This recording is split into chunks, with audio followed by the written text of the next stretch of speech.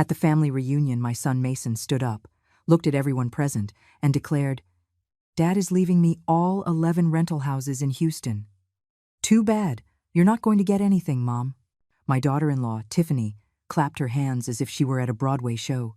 I just smiled and said, "Son, you really don't know, do you?" He froze. Tiffany shouted, "Know what?" And I remained silent, because they had forgotten the most important part. Let me tell you how we got to this moment, because what happened that day was no accident. It was the result of years of being invisible in my own family. My name is Margaret.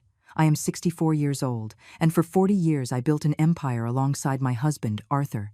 Brick by brick, sacrifice after sacrifice. While others slept, we worked. While others spent, we saved. 11 properties in Houston, 11 houses generating steady income, 11 proofs that hard work and dedication pay off. But when Arthur died 3 years ago, something changed. Not in me, but in my son. Mason was always our pride and joy, our only son. We gave him everything: education at the best schools, opportunities we never had. We prepared him to be a good man, honest, hardworking, like his father. But I never imagined that the day Arthur closed his eyes forever, Mason would open his with eyes full of ambition. At first, it was subtle comments. "Mom, now that Dad is gone, maybe you should let me handle the properties." Or, "Don't worry about the numbers, I'll take care of everything." It sounded considerate, protective even, but I knew those numbers better than the lines on my own hand. I had kept the books for decades. I knew exactly how much was coming in and how much was going out. And then Tiffany came into his life. A 32-year-old woman. Long, perfect hair, nails always manicured, expensive dresses, a calculated smile. She married Mason 2 years after Arthur's death. And from day one, she looked at me as if I were an obstacle, a hindrance between her and what she considered hers. "Sweetie," she would say to me, with that sweet, poisonous voice, "it must be so hard for you to manage all those properties alone. Why don't you let Mason take the reins? After all, eventually, it will all be his." Eventually. That word was repeated over and over again, at every family gathering, at every Thanksgiving dinner, on every phone call, as if I were already dead, as if my life and my 40 years of work meant nothing. I remember one afternoon in particular. It had been 6 months since the wedding. We were at my house. Tiffany was wearing a champagne-colored dress that probably cost more than the monthly rent of one of my properties. She sat on the sofa where Arthur and I used to plan our future, and she crossed her legs with practiced elegance. "Margaret," she said. She didn't even call me Mom anymore. "Mason and I have been talking. We think it's time for you to rest. You've worked so hard. You deserve to enjoy your old age." Old age. I was 62 at the time. I walked 3 miles a day. I managed my properties without anyone's help. I paid my bills. I made my decisions. But to her, I was already a useless old woman. "I appreciate your concern," I replied calmly, "but I am perfectly capable of handling what Arthur and I built." Tiffany smiled, that smile that didn't reach her eyes. "Of course you are. But wouldn't it be easier if Mason took care of it? After all, someday it will all be his. Why wait? Why wait?" As if my existence were just pending paperwork, Mason was sitting next to her. My son. The boy I nursed. The boy I held in my arms when he had a fever. The boy I taught to read, to ride a bike, to be a man of honor, and he said nothing. He didn't defend me. He just nodded when Tiffany spoke. That was the first time I felt the cold in my own living room, the cold of silent betrayal, the cold of realizing that to my own son, I was no longer his mother. I was an obstacle between him and 11 properties in Houston. But I said nothing that day. I just smiled. I poured coffee. I offered cookies. And when they left, I sat on the same sofa where Tiffany had crossed her legs. I closed my eyes. I thought of Arthur, of everything we had built, of everything we had sacrificed, and I made a decision. If they wanted to play, I would play. But by my rules. Comment if you have ever felt that your own family sees you as a burden and not as a person. The following months were strange. Tiffany and Mason began to visit me more often, but it wasn't out of affection. It was strategy. Every visit included comments about my health. about my age, about how tired I must be. "Mom, you look exhausted," Mason would say. "Sweetie, have you thought about moving to a smaller place? These stairs must be difficult for you." Stairs I climbed without a problem every day. One day they arrived with papers. Legal documents. Tiffany put them on the dining table with that smile. "It's just a precaution," she said. "Power of attorney. So Mason can help you make decisions if something happens to you. If something happens to me, it's not necessary," I replied. "Mom, it's the sensible thing to do." Mason's voice sounded impatient, as if I were a stubborn child. I looked at both of them. Tiffany in her pearl-colored dress. Mason in his expensive suit that I had bought him for his birthday. "Let me think about it," I said. Tiffany pursed her lips. Mason sighed with frustration. "I didn't sign anything that day. Not that day, or any other. Because I knew something they didn't know. Something Arthur had taught me in 40 years of marriage. Never show all your cards. And never underestimate a woman who has built an empire from scratch. But let me take you further back in time. Because to understand why I did what I did, you need to know who I was before all this. I met Arthur when I was 24.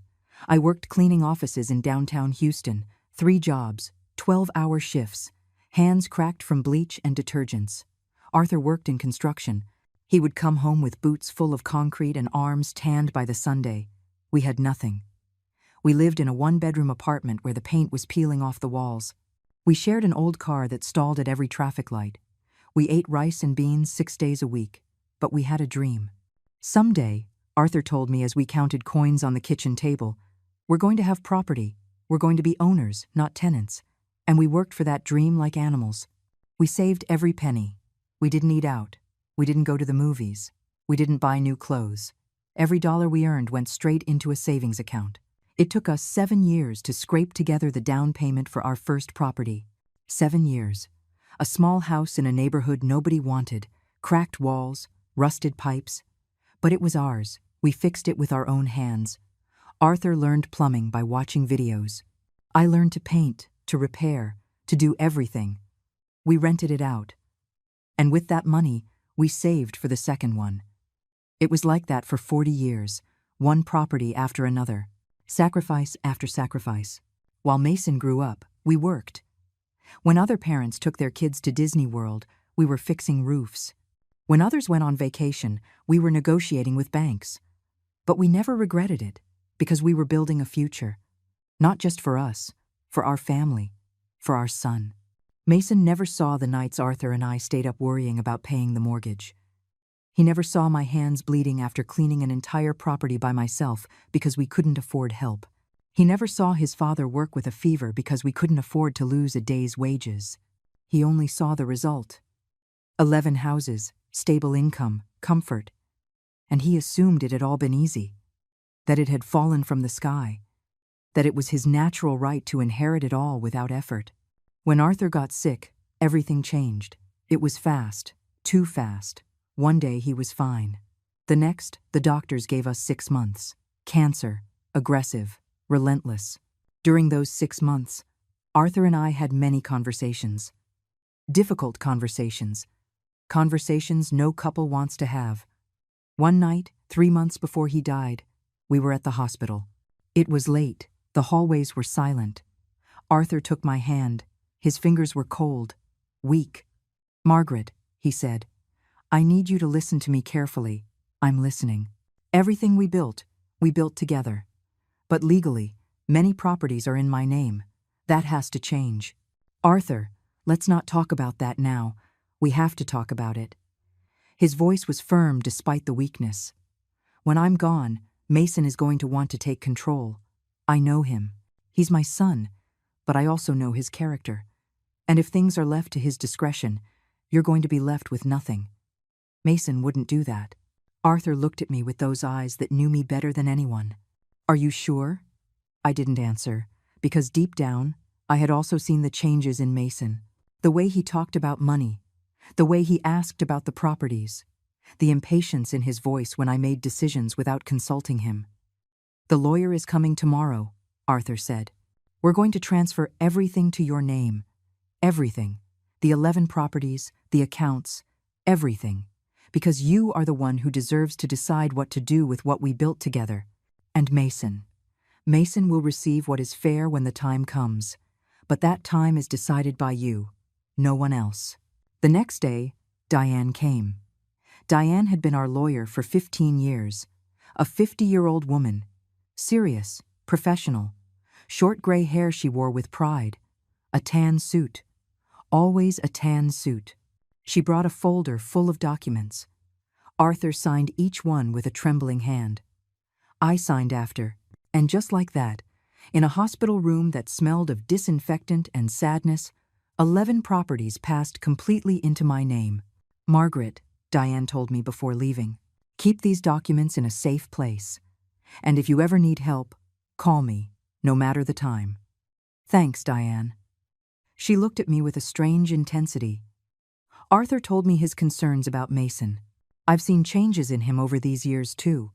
Be careful. He's your son. I know. But money changes people. And 11 properties in Houston are a lot of money. She left. Arthur fell asleep, and I sat there next to his bed, holding a folder that contained the future of everything we had built. 3 months later, Arthur died. The funeral was on a rainy Tuesday. The whole family came.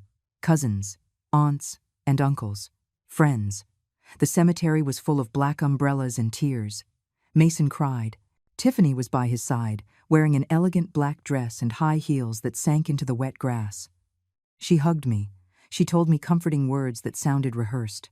But I saw her. I saw how she looked at the people arriving, how she calculated, how she evaluated who had money and who didn't, how her hug lasted longer with those who dressed better. And I knew the battle was just beginning. After the funeral, there was a gathering at my house, relatives eating, sharing memories of Arthur. But Mason and Tiffany pulled me aside into the kitchen. Mom, Mason said, we need to talk about the properties. Now, it's important. We need to know how things stand legally. Tiffany nodded. It's for the best. So there are no surprises later. Surprises. Everything is in order, I said simply. Dad left a will. Yes. And what does it say? I looked at both of them. My son, my daughter-in-law. 2 people who had just buried a good man and were already asking about his inheritance. It says that I decide what to do with everything. Mason blinked. What does that mean? It means exactly what you heard. Your father left everything to my discretion. When I decide. And how I decide. Tiffany clenched her jaw. Mason turned red. But Mom, that makes no sense. Eventually, everything must pass to me. I am the only heir. Eventually, but not now. When then? When I decide. The silence in that kitchen was colder than any winter.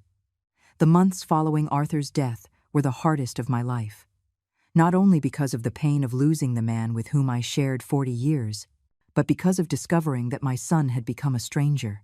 Mason began calling me every day, not to ask how I was, not to know if I needed company, but to talk about the properties. Mom, the tenant in the house in the Woodlands says there's a leak. Did you call the plumber? Mom, the rent for the property in Katy hasn't been deposited. Did you check? Mom, you should raise the rent prices. You're charging too little. As if I didn't know how to manage what I had managed for decades. And Tiffany, she was worse. She came to visit me with desserts bought at expensive bakeries. She sat in my living room, looked at Arthur's photos on the walls, and talked.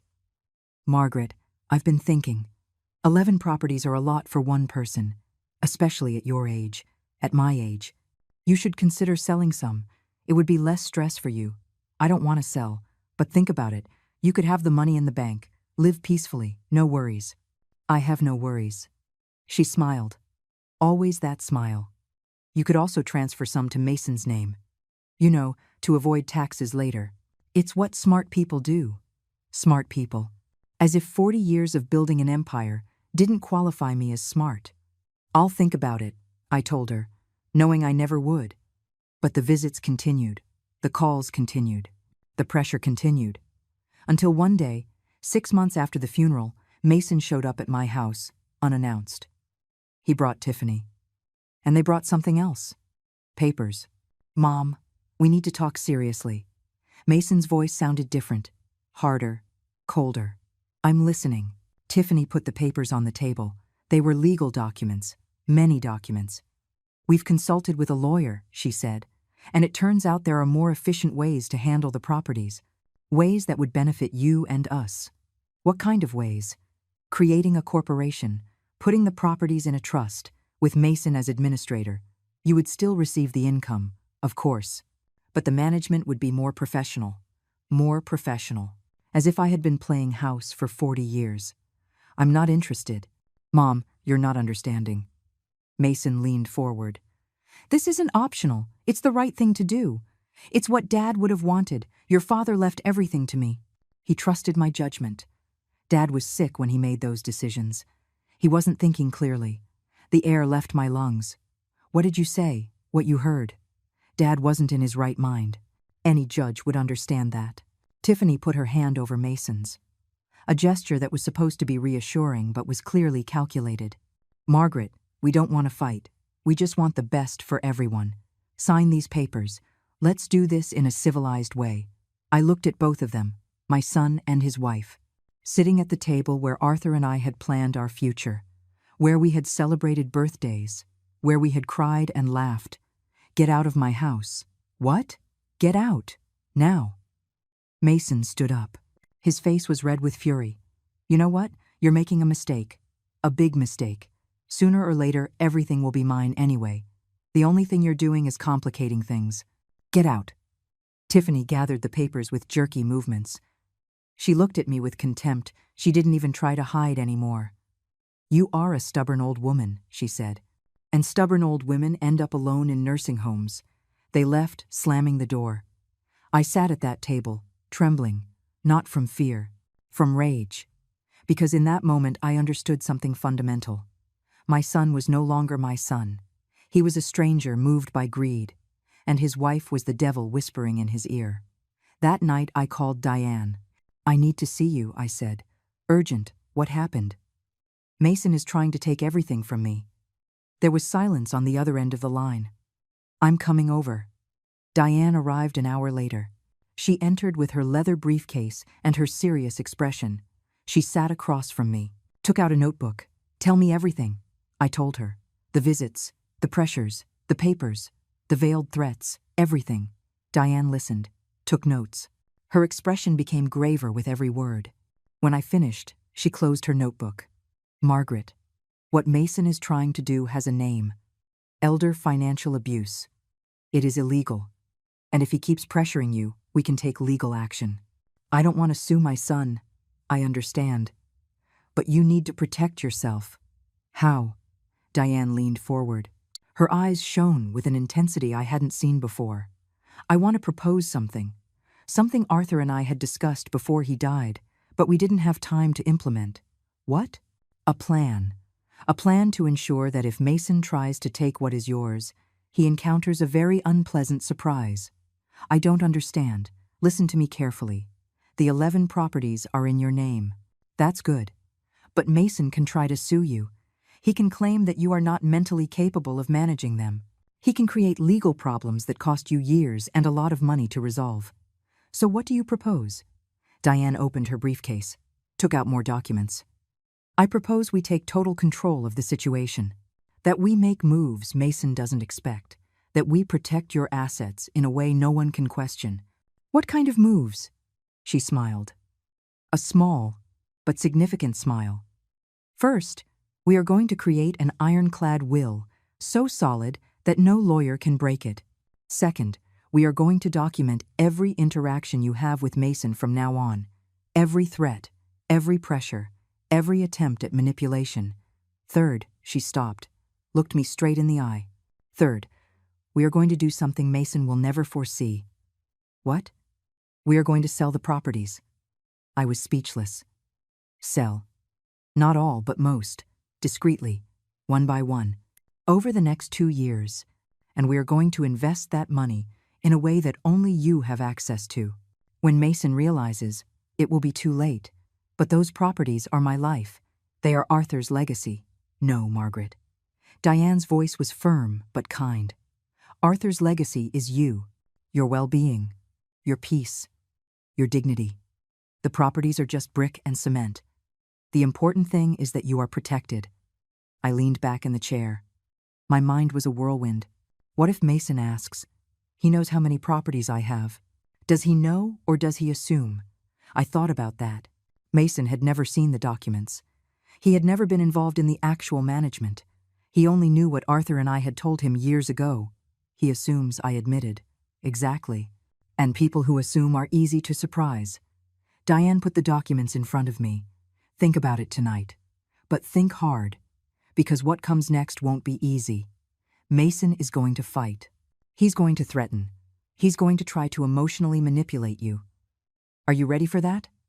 I looked at the papers, looked at Diane, thought of Arthur, of 40 years of sacrifice, of my son telling me Arthur wasn't in his right mind, of Tiffany calling me a stubborn old woman. I'm ready, I said. And that night, in my empty house, I made the hardest decision of my life. I was going to protect what Arthur and I had built, even if that meant protecting it from my own son. The next 2 years were a masterpiece of silence and strategy. Diane and I met every 2 weeks, always at her office, never at my house. We never left a trace that Mason or Tiffany could follow. The first property I sold was the house in Katy, a small property, 2 bedrooms, good neighborhood. A young couple bought it for $320,000. When the money hit my account, I felt something strange. Not sadness. It was power. How do you feel? Diane asked me. Free, I replied. And it was true. For 40 years, those properties had been my pride, but also my chain. Each one required maintenance, attention, worry. And now, with Arthur gone and my son turned into an enemy, they had become more burden than blessing. I sold the second property 3 months later, then the third, then the fourth. Diane helped me invest every dollar. Mutual funds, bonds, accounts in different banks, all in my name. All protected with passwords only I knew, and Mason suspected nothing, because I kept living the same. Same house, same car, same clothes. There were no visible changes in my lifestyle that could alert him. When he called asking about the properties, I answered vaguely, "Everything's fine, son. And the tenants? Paying on time? Do you need help with anything?" "No, thanks. Everything is under control." And he stayed calm, because in his mind, the 11 properties were still there, waiting for him, his guaranteed inheritance. But there was a problem. Mason had started handling the collections for some properties, not because I had asked him to, but because he simply started doing it. He called the tenants directly, told them he was the owner's son and that now he would be in charge of receiving payments. And some tenants, not knowing better, paid him. At first, I didn't realize. But after 6 months, the numbers didn't add up. Money was missing. A lot of money. I mentioned it to Diane. "How much is missing?" she asked. I took out my calculations. I had kept a record of every payment that should have come in. Approximately $42,000 in the last 8 months. Diane got serious. "Margaret, that is theft. He's my son. He is a thief." Her voice left no room for debate. "And we need to document it. Every penny missing. Every tenant who paid him instead of you. Everything." I spent the next few weeks contacting tenants, asking casual questions, confirming my suspicions. And yes, Mason had been collecting rent from 3 properties. Money that never reached my accounts. Money that simply disappeared into his pockets. When Diane saw the full evidence, she shook her head. "This is enough to criminally sue him. I'm not going to put my son in jail. But you're going to use this if he tries something, right?" I looked at her without answering, because we both knew the answer. Meanwhile, Tiffany became more aggressive. One day she appeared at my house with a real estate magazine. She sat on my sofa as if it were hers. She wore a pale pink dress and shoes that probably cost $1,000. "Margaret, look at this." She opened the magazine and pointed to an ad. "Apartments for seniors. They have nurses, activities, meals included. Wouldn't it be perfect for you? I don't need nurses. Not yet, but eventually we all get to that age. Wouldn't it be better to plan ahead?" I am happy in my house. This house is too big for you alone. 3 bedrooms, 2 bathrooms, a huge yard. What do you need so much space for? It is my home. Tiffany closed the magazine. She looked at me with that expression I knew so well, fake concern hiding pure ambition. You know, if you sold this house, you could have a lot of extra money. You could live comfortably in a small apartment. And the rest of the money? She left the sentence floating in the air. The rest could go into an account for Mason. You know, to ensure his future. His future. As if my 38-year-old son, with a stable job and a wife who spent money like water, needed me to ensure his future. I'm not going to sell my house. You are so stubborn. She wasn't smiling anymore. You know, eventually you're going to have to leave all this. Why not make it easier for everyone? You can leave, Tiffany. Excuse me? You can leave. Get out of my house. Now. She stood up. Her face was red with contained rage. Mason was right. You are impossible. But it doesn't matter. Sooner or later, everything will be ours anyway. And when that happens, you're going to regret having treated us like this. She left, leaving the door open. That night, when Diane came to review more documents, I told her what had happened. They're increasing the pressure, she observed. That means they are desperate. They probably have debts. They probably counted on your money for something. How do you know? Experience. I've seen this hundreds of times. Children waiting for inheritances, spending in advance, getting into debt assuming parents' money will save them. Diane looked at me seriously. Do you know what Mason's financial situation is? No. You should find out. It took me 2 weeks, but I discovered it. Mason and Tiffany lived in a house that cost $900,000. Huge mortgage. 3 luxury cars in the garage. Vacations in Europe twice a year. Designer clothes. Expensive restaurants every weekend. And Mason's income didn't cover even half of that lifestyle. They were in debt up to their necks. And they were counting on my death to save them. That realization was like a punch to the gut. My own son was waiting for me to die. Not because he loved me and it hurt to lose me, but because he needed my money. I showed the information to Diane. Worse than I thought, she said. They owe more than $200,000 on credit cards. The mortgage is 3 months behind. They are about to lose the house. How did you get that information? I have my sources. Diane closed the folder. Margaret, this changes everything. Mason doesn't just want your inheritance. He needs it desperately. And desperate people do terrible things. What kind of terrible things? They can try to declare you mentally incompetent. They can forge documents. They can manipulate other relatives against you. They can do anything. I felt cold. What should I do? Accelerate the plan. So far, you've sold 7 properties. 4 remain. We need to sell 3 more. Leave just 1. And we need to do it fast. Why just 1? Because when the time for confrontation comes, Mason needs to believe there is still something to gain. If he knows you sold everything, he can get violent. But if he thinks 1 property remains, he will keep playing the game. And when will that confrontation be? Diane smiled. That smile I had learned to recognize. The smile of someone who has a perfect plan. Soon, very soon. But first, we need to set the stage. We need Mason to feel confident. We need him to believe he has already won. How? We are going to organize a family meeting. You are going to announce that you want to discuss the inheritance, that you are ready to make decisions. Mason is going to think you finally gave in to his pressure. And then you will give him the surprise of his life. In the following weeks, I sold 3 more properties. Every sale gave me more power, more security, more certainty that I was doing the right thing. The accumulated money exceeded $8 million, all invested, all protected, all out of Mason's reach. And only 1 property remained, a small house in Pasadena. The first one Arthur and I had bought together, the one we had fixed with our own hands. That one I wouldn't sell. That one had a different purpose in my plan. Diane finished preparing all the final documents.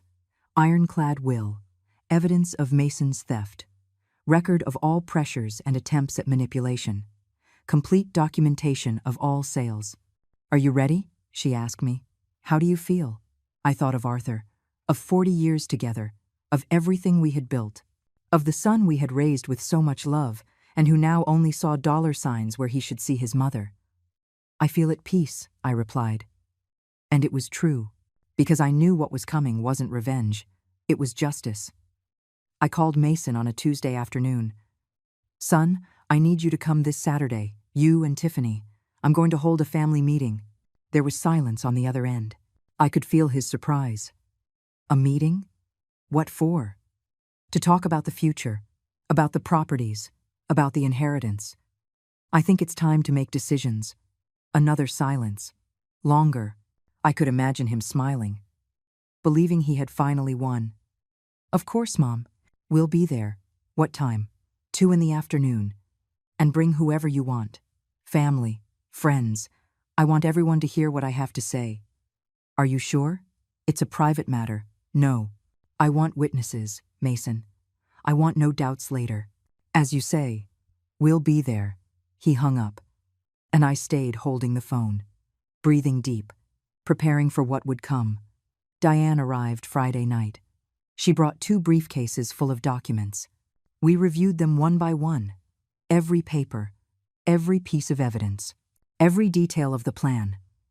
Nervous? She asked me. Terrified. It's normal. But remember, you have control. You have the truth. And the truth always wins. And if Mason reacts badly, that's why I'll be there. And that's why you invited other relatives. Mason can scream, he can threaten, but he can't do anything in front of witnesses. Saturday dawned with a clear sky.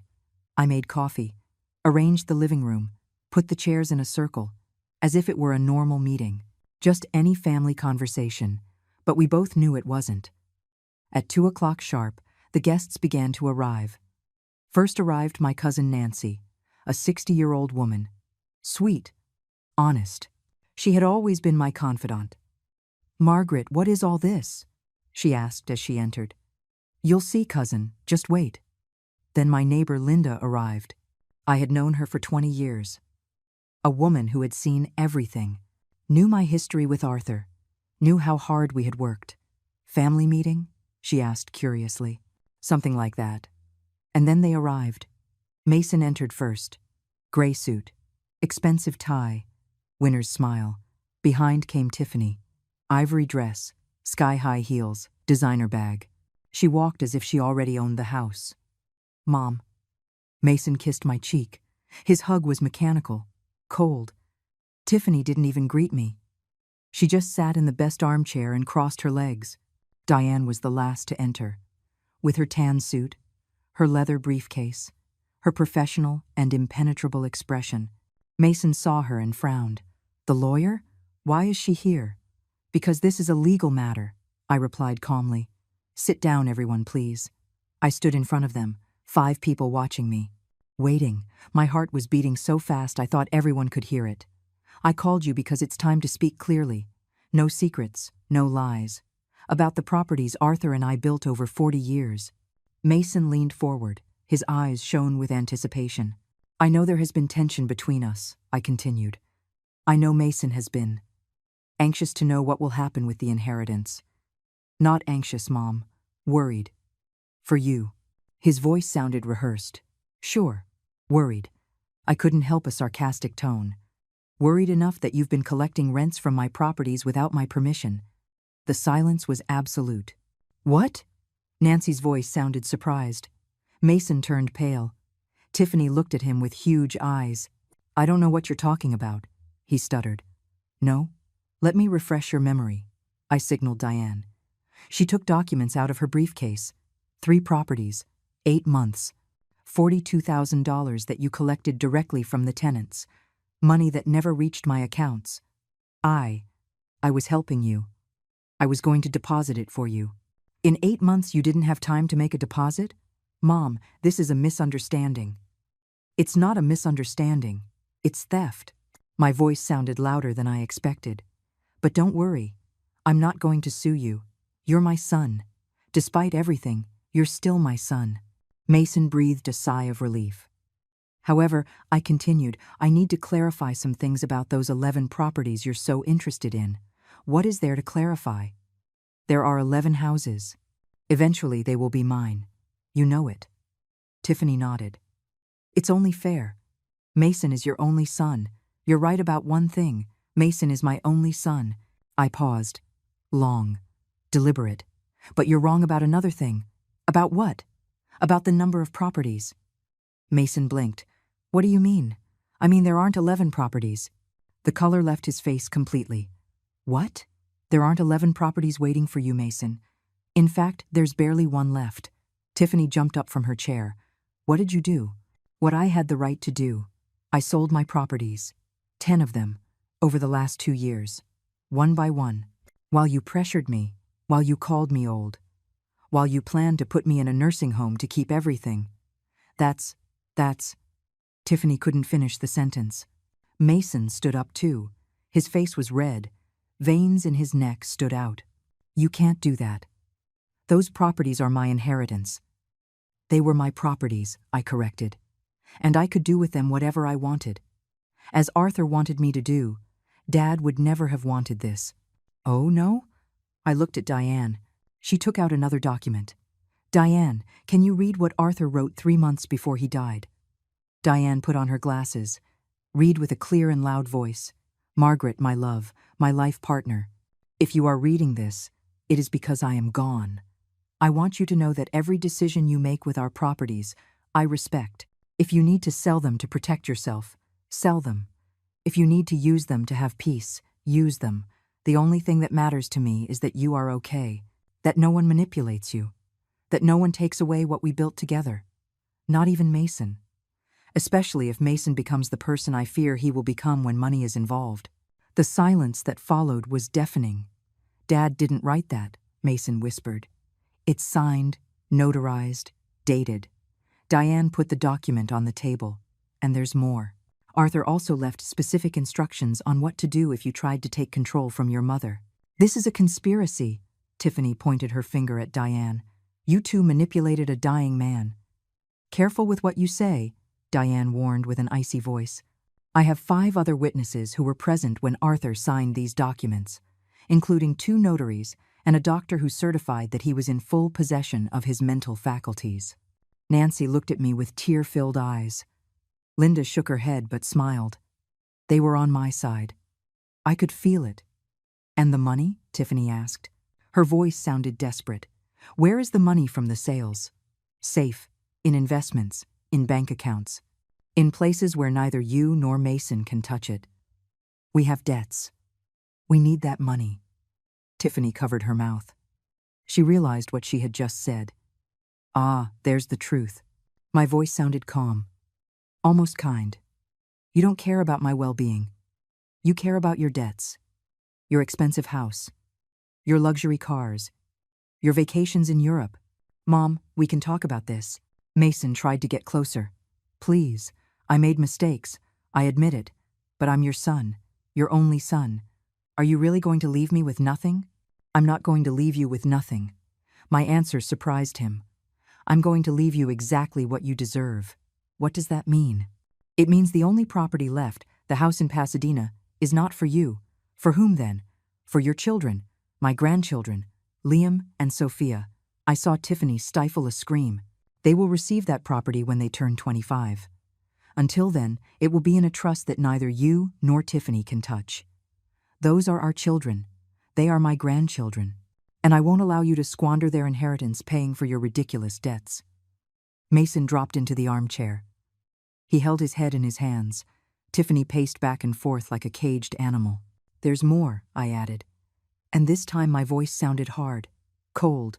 If you try to fight this legally, Diane has full documentation of the $42,000 you stole, Mason, and she is ready to file criminal charges. That would destroy me. You should have thought of that before stealing from your mother. Tiffany turned to me. Her face was a mask of pure hate. You are a bitter and cruel old woman. I hope you die alone. I'm already alone, Tiffany. My husband died, and my son died the day he decided I was worth less than a handful of properties. Mason looked up. His eyes were red. For a moment I thought he was going to cry. But they weren't tears of sadness. They were tears of helpless rage. You can't do this to us, he whispered. We are your family. Family. The word came out of my mouth like poison. You talk to me about family? The same son who called the tenants behind my back? The same one who said his father wasn't in his right mind when he left everything to me? The same one who called me a stubborn old woman? I never. Don't lie. My voice sounded like thunder. Diane, please play the recording. Mason went pale as paper. What recording? Diane took a small device out of her briefcase, pressed a button, and Tiffany's voice filled the room. You are a stubborn old woman, and stubborn old women end up alone in nursing homes. Then Mason's voice. Mom, you're not understanding. This isn't optional. It's the right thing to do. It's what Dad would have wanted. And Tiffany again. Sooner or later, everything will be ours anyway. And when that happens, you're going to regret having treated us like this. Diane turned off the device. Nancy had her hand over her mouth. Linda shook her head with evident disgust. You recorded our conversations. Tiffany sounded hysterical. That is illegal. Not in the state of Texas, Diane replied with professional calm. Texas is a one-party consent state. Margaret had every right to record conversations in her own home, where she was a participant. This is a trap. Manipulation. No, Tiffany, this is evidence. Evidence that you tried to coerce a 64-year-old woman into handing over her assets. Evidence that any judge would take very seriously. Mason stood up, walked toward me. For a second I thought he was going to do something violent, but he stopped 2 feet away. Why, Mom? Why are you doing this to us? Why? My voice broke for the first time. Why did you force me? Why did you give me no alternative? Why did you stop seeing me as your mother and start seeing me as a bank account? I love you. No, Mason. You don't love me. You love what you think I have. You love what you think you can get from me. But me, the person, you stopped loving a long time ago. That's not true. Oh no. When was the last time you asked me how I felt? When was the last time you came to visit me alone without talking about money or properties? When was the last time you looked at me as your mother and not as your future inheritance? Mason opened his mouth, but no words came out. Because he had no answer. Because he knew I was right. Do you know what the saddest thing is? I continued. That your father and I worked 40 years to give you a better life. So you wouldn't suffer what we suffered. So you would have opportunities, education, a future. And instead of honoring that sacrifice by working hard like us, you decided to simply wait for me to die to take what you never earned. Mom, no, you don't have the right to call me that anymore. The words came out cold, definitive. A mother is someone you respect, someone you care for, someone you protect. I am none of that to you. I am just an obstacle between you and money. Tiffany took a step forward. Her face was a mask of fury. And what are we supposed to do now? How are we going to pay our debts? How are we going to keep our house? That is not my problem. My answer was simple. Direct. We are your family. No. You are 2 adults who lived beyond your means, expecting my death to save you. That isn't family. That is parasitism. We have children. Your grandchildren. Exactly. And that is why the remaining property is for them, not for you. Because I don't trust you to do the right thing. But I trust that when Liam and Sophia are 25, they will be mature enough to handle their inheritance. Mason turned to Diane. There has to be something we can do. Some way to fight this. Diane looked at him without a shred of sympathy. You can try. You can hire lawyers. You can spend what little you have left on legal fees. But I guarantee you will lose. Everything is in order. Everything is documented. Everything is ironclad. And furthermore, she paused deliberately. Furthermore, we have evidence you stole $42,000. If you try anything, we will file charges. And then you won't just lose the case. You will go to prison. Tiffany let out a sob. Not of sadness, of pure rage. This isn't going to stay like this. We will find a way. We will. You won't do anything. Nancy spoke for the first time. Her voice was firm. I've heard enough. I saw Margaret and Arthur work for decades. I saw their sacrifices. And now I see who you really are. You should be ashamed. Linda nodded. I am also a witness to everything said here. And if you try to do anything against Margaret, I will testify. Gladly. Mason looked around. Looking for allies, looking for support. He found nothing, only faces judging him, only people who had seen his true nature. "Leave," I said finally. "Get out of my house. Mom, please. I am not your mom. Not anymore. A mother is earned with respect and love. You haven't given me any of that in years, so leave. And don't come back." Tiffany was already at the door. Mason followed her slowly, like a man in shock, like someone who just lost everything and still can't process it. Before leaving, he turned one last time. "You will never forgive me."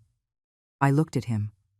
I saw the child he was, the son I loved, the man he had become. There is nothing to forgive, Mason. Because to forgive, first I need you to recognize what you did, to feel genuine remorse, to understand the pain you caused, and I don't see any of that in your eyes. I just see someone furious because his plan failed. Go. He left. The door closed behind them, and the silence that followed was the deepest I had felt in years. Nancy approached and hugged me. I cried on her shoulder, not from sadness, from liberation. "You did the right thing," she whispered. "Arthur would be proud." Linda hugged me too. "You are the strongest woman I know." Diane put all the documents in her briefcase. She looked at me with a small smile. "How do you feel?" "Free," I replied. And for the first time in 3 years, it was true. That night, alone in my living room, I looked at Arthur's photos on the walls. Our youth photos, our photos working on the properties, our photos smiling after every successful sale. "I did it, love," I told his photograph. "I protected what we built. I protected your legacy, and I protected myself." The wind moved the curtains. For a moment, I could almost feel his presence, his approval. I slept better that night than I had in years. Because finally, there was peace. Peace that comes from doing the right thing, from setting boundaries, from refusing to be a victim. Peace that comes from understanding that sometimes protecting yourself means saying goodbye to the people you love most, even if those people are your own blood. The following days were strange. My phone rang constantly. Mason called, left messages, at first furious, then pleading, then furious again. I didn't answer any. Tiffany wrote me emails, long, accusatory, full of veiled threats. I deleted them without reading, because I had already said everything I had to say, and they had heard everything they needed to hear. A week later, Diane called me. "Margaret, I need to inform you of something." "What happened?" "Mason hired a lawyer. They are going to try to contest the will." I waited to feel fear, concern, anxiety, but I felt none of that. Do they have a case? None. Absolutely none. But the process can take months, maybe a year. Are you prepared for that? I'm prepared. And I was, because the truth was my armor, and justice was on my side. The legal process began 3 weeks after the meeting. Mason and Tiffany hired an expensive lawyer, one of those who promise impossibilities for astronomical fees. A 50-year-old man with a black suit and a shark smile. Diane received the documents at her office. She read them with an impassive expression. Then she looked at me and smiled. "This is pathetic." "What do they say?" "They allege that Arthur was not mentally competent when he transferred the properties to your name. They allege that you manipulated him, that you pressured him on his deathbed, that you exercised undue influence over a dying man." Every word was like a slap. How can they say that? Because they are desperate, and desperate people lie. Diane put the papers on her desk. "But we have something they don't." "What?" "The truth, and exhaustive documentation. We have Arthur's medical records proving he was mentally lucid. We have statements from 3 doctors. We have testimonies from 2 notaries. We have the dates, proving the transfers began months before his health worsened, so they are going to lose. They are going to lose so badly the judge will probably reprimand them for wasting the court's time." She was right, but the process was exhausting anyway. Depositions, interrogations, documents, more documents, court dates moving, lawyers talking in complicated legal terms, hours sitting in offices answering the same questions over and over. "When did you know your husband would transfer the properties to you?" 3 months before his death. Did you ask him to do it? No. It was his idea. Why do you think he did it? Because he loved me. Because he trusted me. Because he wanted to protect me. Protect you from what? I looked directly at Mason's lawyer. From what is happening right now. From this. From someone trying to take what I built with my own work. The lawyer clenched his jaw. Throughout the process, Mason didn't look at me once. He sat on the other side of the room with Tiffany. She held his hand, whispered in his ear, manipulated him even there. Once, during a recess, Nancy, who had come to support me, approached Mason. "Aren't you ashamed?" she asked, "taking your own mother to court, trying to steal what is hers?" "She stole from us first," he replied bitterly. "Stole from you, by selling her own properties? The ones she and your father bought without your help." Mason had no answer. Nancy shook her head and returned to my side. "He's lost," she whispered to me, "completely lost." And she was right. The trial took 6 months. 6 months of stress, of sleepless nights, of wondering if I had done the right thing. But every time I doubted, I remembered Tiffany's words. I remembered the recordings. I remembered the $42,000 stolen. I remembered the lack of respect, the manipulation, the attempts to control me. And then I knew, yes, that I had done exactly the right thing. Finally, the day of the verdict arrived. The courtroom was full. Mason and Tiffany on one side, me on the other with Diane, Nancy, and Linda. The judge was a 65-year-old man, gray hair, serious expression, glasses sliding down his nose. He had reviewed all the documents, all the evidence, all the testimony. "I have reviewed this case thoroughly," he began. His voice filled the room, and I must say it is one of the clearest cases I have seen in years. Mason leaned forward, hopeful. The plaintiffs allege that Mr. Arthur, the defendant's husband, was not mentally competent when he transferred his properties. However, the evidence proves otherwise irrefutably. Mason's face began to change. We have medical exams performed the same day of the transfer certifying full mental lucidity. We have testimonies from medical professionals. We have declarations from notaries who interacted directly with Mr. Arthur and confirmed that he understood perfectly what he was doing. The judge took off his glasses, looked directly at Mason. Furthermore, I find it particularly troubling that the plaintiff, Miss Plaintiff, Margaret's son, has admitted under oath that he collected rents from his mother's properties without authorization. That, sir, is theft. And the fact that you have not faced criminal charges is solely because your mother has shown a mercy that frankly you do not deserve. Tiffany stifled a scream. This case has no legal merit. It is a transparent attempt by a son to strip his mother of what legitimately belongs to her. It is, allow me to be frank, disgusting. Mason's lawyer tried to object, but the judge raised his hand. "I haven't finished. The lawsuit is dismissed completely. Furthermore, I order the plaintiffs to pay all legal costs of the defense. Miss Margaret acted within her rights at all times. The properties were hers to do with whatever she wanted, and her decision to protect her assets from greedy relatives was not only legal but prudent."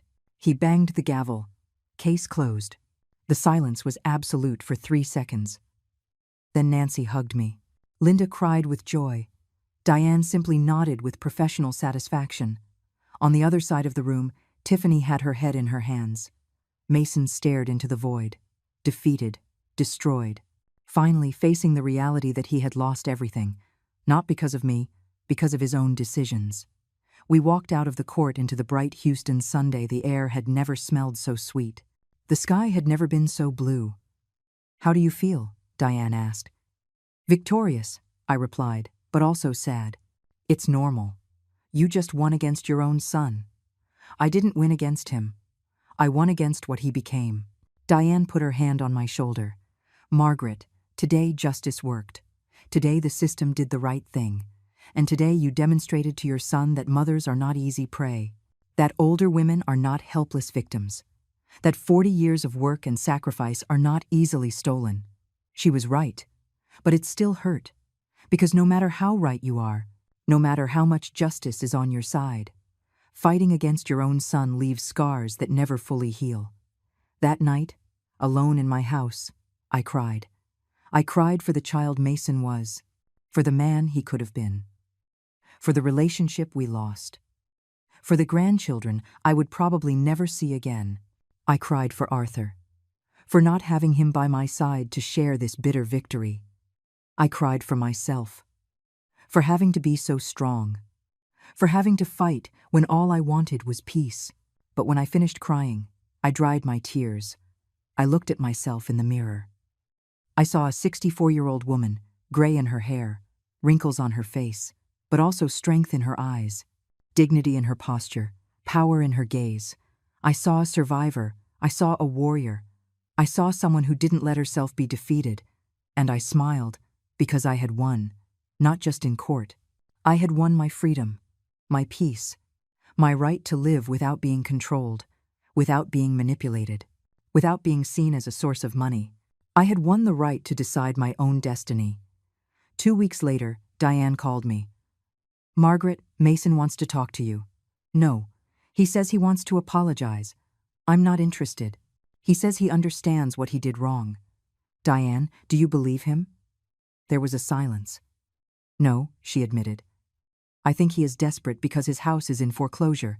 I think he thinks if he apologizes, you will help him financially." "Then your answer is no."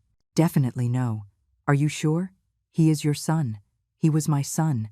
Now he is just a man who tried to rob me, and I don't negotiate with thieves." Diane didn't insist, because she knew me, and she knew that when I made a decision, it was final. The months passed. Life went on. Slowly I began to heal. Nancy visited me often. We went out to lunch, went to the movies, did the things I never had time to do when I was managing 11 properties. Linda and I became closer. We shared coffee every morning, talked about life, about our fears, about our triumphs, and for the first time in years, I felt at peace. Real peace. Not the fake peace of pretending everything is okay, but the true peace of knowing you did the right thing even if it hurt. 1 year after the trial, something unexpected happened. It was a Tuesday afternoon. I was in my garden pruning the roses Arthur had planted years ago. The sun was high. The air smelled of wet earth and fresh flowers. The doorbell rang. I wasn't expecting anyone. Nancy wasn't coming until Thursday. Linda was traveling visiting her sister. I went to the door, looked through the peephole, and my heart stopped. It was Sophia, my granddaughter, 14 years old, long dark hair like her father's when he was a boy, big, frightened eyes. I opened the door immediately. "Sophia, Grandma." Her voice broke. She had tears in her eyes. "Can I come in?" "Please." "Of course, my love. Of course." She entered quickly, looked back as if someone might be following her. "Are you alone?" "Yes. What happened? Are you okay?" She dropped onto the sofa and then began to cry. Not a soft cry, a deep cry, desperate, of someone who has been holding everything in for too long. I sat next to her, hugged her. She smelled of apple shampoo and youth, the innocence her father had lost long ago. "Tell me," I whispered. "Tell me everything." And she spoke. She told me about the last year, about how their house had been foreclosed on, about how they had to move to a small apartment in a rough neighborhood, about how her father came home every night more bitter, more furious, more defeated. "He blames everyone," Sophia said between sobs. "The bank, the economy, his bosses, but above all you, Grandma. He blames you for everything." "I know, my love, but I heard the recordings. Mom played them in court, and I was there. I heard what they said to you, what they did to you." She looked at me with eyes full of pain. "Why are they like that? Why did Dad become so bad?" I had no answer. Not one a 14-year-old could understand. "Sometimes people change," I said finally. "Sometimes money shows them who they really are. And sometimes what they show isn't pretty. Mom is worse. She screams all the time. She says you stole our future, that we should hate you, that you are a selfish old woman who left us on the street." Every word hurt, but didn't surprise me. "And you? Do you hate me?" Sophia hugged me tighter. "No, never. Because I remember how you were before. I remember when I came to visit you and you told me stories about Grandpa, about how you worked together, about how you built everything from scratch. I remember you always told me money doesn't make people. That hard work and honesty do. I cried. I couldn't help it. I miss Grandpa, she whispered. He would never have let this happen. Your grandfather loved you very much, you and Liam. You were his joy. Is it true you left a property for us? For Liam, and for me. Yes, the house in Pasadena. The first one your grandfather and I bought. It will be yours when you turn 25. Why until 25? Because by then you will be real adults, mature, capable of making your own decisions, and because by then your parents won't be able to pressure you to give them the money. Sophia nodded slowly. You're smart, Grandma. I know it sounds terrible to say this about my own parents, but they are greedy. And if they could touch that money now, there would be nothing left for us. The wisdom in her words broke my heart. 14 years old, and she already understood what many adults never understand. Does your dad know you're here? No. He said if I ever saw you or spoke to you, he would kick me out of the house. But I needed to see you. I needed you to know I don't blame you, that I understand why you did what you did. And Liam? How is he? Confused. He's 11. He doesn't understand why we don't come to visit you anymore. Why Dad gets furious if someone mentions your name. But he also doesn't understand why we lost the house. Why Mom cries every night. Why everything is so hard now. Are you guys okay? Do you have food? Clothes? We have the basics. But it's not like before. Before Mom bought expensive clothes every week. Now we shop at thrift stores. Before we ate at restaurants. Now we eat pasta and rice almost every day. And your father works. Yes, but he lost his good job 6 months ago. Now he works in something that pays much less. And Mom had to get a job at a store. She hates it. She says it's humiliating. Humiliating. Tiffany, who always wore expensive dresses and designer shoes, now working in a store. The irony was almost poetic. Sophia, listen to me carefully. I took her face in my hands. Nothing that happened is your fault, or Liam's. You are innocent in all this. And I want you to know something important. What? When you turn 25, you will have that property. But you will also have something else. You will have letters I wrote for you. Letters where I explain everything. The story of your grandfather and me. Why I made the decisions I made. And I also left instructions on how to handle the money. How to invest. How to protect yourselves. How not to make the mistakes your father made. Really, really. And I also left money for your college education, in a fund your parents can't touch. When you are ready for college, there will be money waiting for you. Sophia's eyes filled with tears again. But this time they weren't tears of sadness. They were of relief. Hope. Thanks, Grandma. Thanks for not forgetting us. I could never forget you. You are the best thing your father did in his life. Even if he doesn't see it now. Sophia stayed for another hour. We talked. Laughed. She cried a little more. I gave her food. I prepared a package for her to take. Cookies, fruit. A little cash I slipped into her pocket when she wasn't looking. When she left, she hugged me tight. I love you, Grandma. I love you too, my sweetie.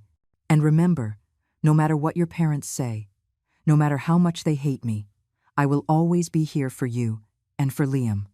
Always. Can I come again? Whenever you want. But be careful. I don't want you to have trouble with your father. It'll be worth the trouble. She left, and I stayed at the door watching her walk down the street until she disappeared. That night I called Diane. Sophia came to see me. What? How? I told her everything. Margaret, this could be complicated. If Mason finds out, let him find out. I'm not going to push my grandkids away because their father is an idiot. Diane sighed. Okay, but we need to do something else. We need to ensure that if something happens to you, Sophia and Liam are truly protected. What do you propose?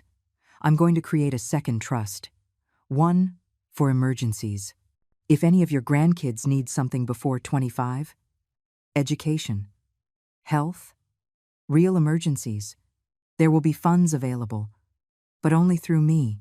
Mason won't be able to touch them. Do it. And so it was done. Over the next few months, Sophia came to visit me every 2 weeks, always in secret, always ensuring her parents didn't know. She told me about school, about her dreams. She wanted to be a doctor. She wanted to help people. She wanted to be different from her parents. "I want to be like you and Grandpa," she told me once. "I want to work hard. I want to earn things myself. I don't want to wait for inheritances. I don't want money to change me like it changed Dad." And in that moment, I knew it had all been worth it. Every tear, every sleepless night, every day in court, every moment of pain. Because I had saved my grandkids. I hadn't just left them money. I had left them a lesson about dignity, about hard work, about not letting greed destroy you. And that lesson was worth more than any property. One afternoon, 3 months after Sophia's first visit, Liam also appeared at my door. Shy, more confused, but with the same eyes, Arthur's eyes. "Sophia told me I could come," he said quietly. "Of course you can, always." I hugged him. He was taller than I remembered. 11 turning 12. Growing up without me. "Why does Dad hate you?" he asked directly. Kids always ask the hardest questions. Your dad doesn't hate me. He hates the decisions I made. He hates that I didn't give him what he wanted when he wanted it. But someday, when you're older, you'll understand that sometimes saying no is the greatest show of love. I don't understand. I know. But you will. I promise. Liam stayed less time than Sophia, but before leaving, he asked me something that surprised me. "Grandma, can I see pictures of Grandpa?" I showed him entire albums. Photos of Arthur young, Arthur working, Arthur smiling, Arthur holding Mason as a baby. "He looks happy," Liam observed. He was, despite working so hard, despite having so little at the start. He was happy because he had love, family, purpose. "Do you think Dad was happy before?" "Yes, I think so." "And now?" I looked at my grandson, 11 years old with the wisdom of someone much older. "Now your dad is lost. But maybe someday he'll find himself again." I wanted to believe it. But deep down, I wasn't sure. 2 years after the trial, I received a call I didn't expect. It was late at night. I was reading in my living room when the phone rang. Unknown number. I almost didn't answer. But something made me pick up the receiver. "Mom." The voice was weak, broken, almost unrecognizable. But it was my son's voice, Mason. There was a long silence. I could hear his breathing, irregular, as if he were crying or trying not to. I need to talk to you. Diane told me you wanted to apologize 2 years ago. I wasn't interested then. Why should I be interested now? Because Tiffany left me. I didn't feel satisfaction. I didn't feel victory. I just felt emptiness. I'm sorry. Don't be. You were right about her. About everything. His voice broke completely. She left as soon as the money ran out. She met another guy. One with money. She took the kids. Now I live alone in a 1-bedroom apartment and see my kids every 2 weekends. Mason, no, let me finish, please. He took a deep breath. I spent 2 years blaming you. 2 years hating you. 2 years telling myself you had ruined my life. That if you had given me the properties, everything would have been fine. But it wouldn't have been fine. I know. Now I know. He cried openly. I would have sold them. I would have spent all the money. On the house, on the cars, on keeping Tiffany happy. And in 5 years there would have been nothing left. Nothing except debt. I said nothing. Just listened. Last week, Sophia confronted me. She told me she had been visiting you. That you had explained everything. That she understood why you did what you did. And she asked me something that destroyed me. What did she ask you? She asked me if I had ever really loved you, or if I just loved your money. His voice was barely a whisper, and I couldn't answer her. Mom, I couldn't answer her because I didn't know the answer. Tears ran down my face. I hated myself in that moment. I saw myself through my daughter's eyes. And I saw a monster. I saw someone who betrayed his own mother for greed. Who stole from you, who called you old, who took you to court, who tried to take everything you and Dad built. Mason, I'm not calling to ask you for money. I'm not calling to ask you for anything. I just wanted you to know that I finally understand. I understand that I caused all this. That you only protected yourself. That any mother in your place would have done the same.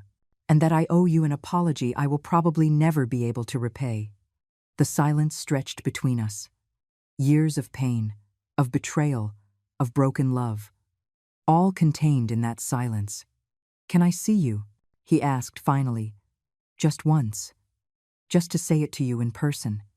So you see my eyes and know that this time it's real." I closed my eyes. Thought of Arthur, of what he would have wanted. "Come tomorrow, at 2. Really, really." He hung up, and I stayed holding the phone, trembling. I called Diane immediately. "Mason wants to see me." "What did you tell him?" "To come tomorrow." "Margaret, are you sure?" "It could be another manipulation. Could be, but I have to try. He's my son, Diane, and no matter what he's done, part of me will always love him. Then I'll be there with you. As backup. No, I need to do this alone." The next day, at 2 o'clock, Mason knocked on the door. When I opened it, I almost didn't recognize him. He had lost weight, a lot of weight. His face was gaunt, deep circles under his eyes, clothes simple and worn. His shoes had scuff marks. His hair, previously always perfectly styled, was messy and had gray streaks I didn't remember. He looked like his father, like Arthur in his last days.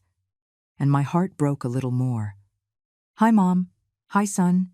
We stood at the door for a moment. Two strangers who were once everything to each other. "Come in." He entered slowly, looking at the house as if seeing it for the first time, or maybe as if remembering it from another life. We sat in the living room, in the same spots where everything had started years ago. "You look different," I said. "I feel different. Losing everything changes you. It shows you who you really are, when you have nothing to hide behind." "And who are you?" "Someone who made terrible mistakes. Someone who hurt the person who loved him most. Someone who has to live with that every day." He took an envelope out of his pocket, put it on the table. "What is that?" $42,000. "Well, not exactly. It's a payment plan. I'm going to pay you back every cent I stole. It's going to take years. But I'm going to do it." I looked at the envelope without touching it. "How?" "I work 2 jobs now. One in construction, like Dad. Another in a warehouse at night. It's not much, but it's honest money. And every month I will deposit what I can until the debt is paid. Mason, I don't need that money, but I need to pay it. For my soul, for my conscience. To have some dignity when I look in the mirror." I looked at him really for the first time in years, and I saw something I hadn't seen in a long time. I saw real remorse, genuine pain, true shame. "Your father would be proud you are working in construction. Now I understand why he did it. There is dignity in hard work, in earning money with your hands, in sleeping exhausted, but knowing you earned it." He wiped his eyes. "I wish I had understood that sooner. Sometimes we need to lose everything to learn what really matters. Do you forgive me?" His voice was small, vulnerable, like when he was a child and had done something bad. I thought of everything, of the pain, of the betrayal, of the cruel words, of the trial, of the lost years. But I also thought of the nights I rocked him when he had a fever, of the times we celebrated his achievements, of the pride in Arthur's eyes when Mason graduated, of the boy he was before greed corrupted him. "Forgiveness doesn't erase what happened," I said slowly. "It doesn't rebuild trust in a day. It doesn't give us back the lost years. I know, but it opens the door to the possibility of healing. Slowly, with time, with actions, not just words. So there is hope. There is always hope, son. But it has to come with real change, with consistency, with proving to yourself and your children that you learned the lesson. I will. I promise you. Don't promise me. Promise Sophia and Liam. They are the ones who suffered most in all this. I already did. I explained everything to them. I asked for their forgiveness. I told them their mother and I made terrible mistakes. That you guys, you and Dad, were the good ones. That I was the one who was wrong. And what did they say? Sophia cried. She said she loved me, but she was disappointed. Liam just hugged me and said he wanted me to be like Grandpa. He broke down completely. I don't deserve those kids. Then deserve them. Work hard. Be honest. Teach them what your father tried to teach you, and you didn't learn until it was almost too late. Mason nodded, wiping tears with the sleeve of his worn shirt. We talked for 2 hours, really talked. Not about money, not about properties. About life, about regret, about lessons learned. When he left, he hugged me. A real hug. Not mechanical, not forced. I love you, Mom, and I'm sorry. God, I'm so sorry. I love you too, son. And for the first time in years, it meant something. The following months were of slow rebuilding. Mason visited once a month, always brought a check. Small, but consistent. Sophia and Liam came more often, not hiding anymore. Now, with their father's permission, I watched Mason change slowly, become humbler, wiser, more like the man Arthur had dreamed he would be. Today, 4 years after the trial, Mason is still working. He has paid back $22,000. He lives modestly, but with dignity. Sophia is in college studying medicine. Liam is in high school. Good student, good son. And I have peace. The house in Pasadena is still there, waiting for my grandchildren. And every night I look at Arthur's photo. I did it, love, I tell him. I protected what we built. I saved our grandchildren. And maybe I saved our son too. If you ever face a situation where your family tries to manipulate you for money, remember my story. Protecting yourself isn't selfishness. It's survival. It's dignity. And if you have to choose between peace and family that hurts you, choose peace. Comment where you are watching this from if you have ever had to protect yourself from your own family. You are not alone. Dignity is priceless. And your peace is worth more than any inheritance.